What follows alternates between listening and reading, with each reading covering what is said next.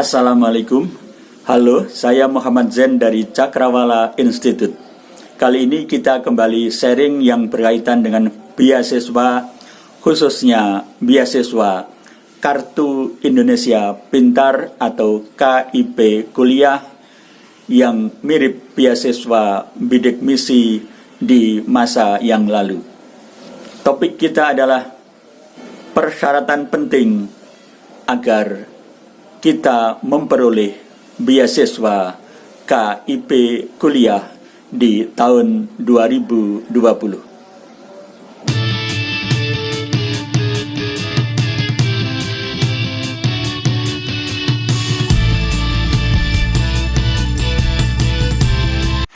Halo guys, kita kembali sharing yang berkaitan dengan beasiswa KIP Kuliah atau Kartu Indonesia Pintar Kuliah untuk tahun 2020. Dalam video ini kita akan lebih menekankan pada persyaratan penting agar bisa mendaftar di program beasiswa KIP Kuliah.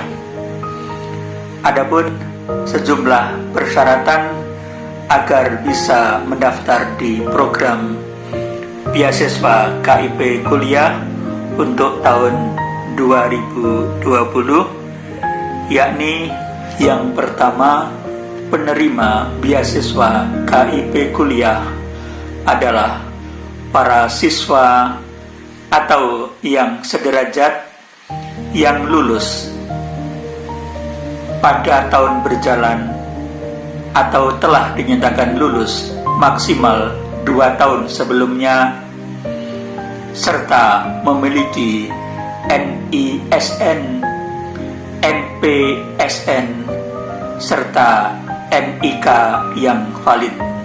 Persyaratan yang kedua, memiliki potensi akademik yang baik, namun kondisi ekonomi keluarganya memiliki keterbatasan yang didukung dengan bukti dokumen yang sah.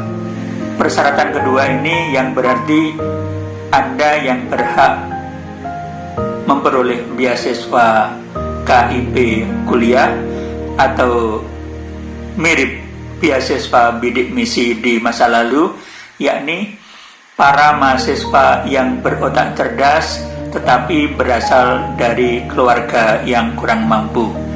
Hal itu dibuktikan dengan dokumen yang sah, yakni surat keterangan kurang mampu dari pihak yang berwenang. Kemudian persyaratan yang ketiga, yakni para lulusan SMA, SMK atau madrasah aliyah yang lulus pada tahun berjalan dengan potensi akademik yang baik dan mempunyai kartu KIP atau Kartu Indonesia Pintar. Persyaratan yang keempat, yakni siswa SMA atau SMK atau madrasah aliyah dan sederajat yang lulus pada tahun berjalan dengan potensi akademik yang baik dan mempunyai kartu keluarga sejahtera. Yang kelima, yakni Anda lulus seleksi penerimaan mahasiswa baru dan diterima di perguruan tinggi negeri atau diterima di perguruan tinggi swasta pada prodi dengan akreditasi A atau minimal akreditasi B, dan dimungkinkan dengan pertimbangan tertentu pada prodi dengan akreditasi C. Kemudian prosedur pendaftaran KIP Kuliah, tahapan-tahapan pendaftarannya, yakni yang pertama, para siswa dapat langsung melakukan pendaftaran secara mandiri di website sistem KIP Kuliah pada laman KIP kuliah.kemdikbud.go.id, atau lebih mudahnya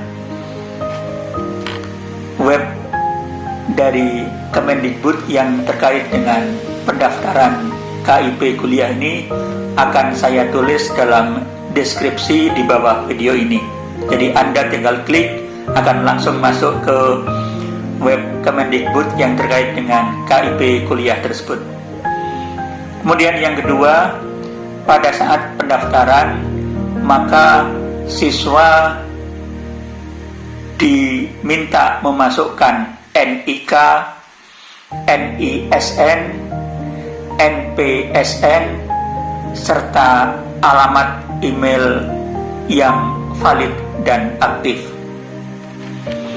Kemudian prosedur yang ketiga atau tahapan yang ketiga, sistem KIP kuliah selanjutnya akan melakukan validasi NIK, NISN, dan NPSN serta kelayakan mendapatkan KIP kuliah.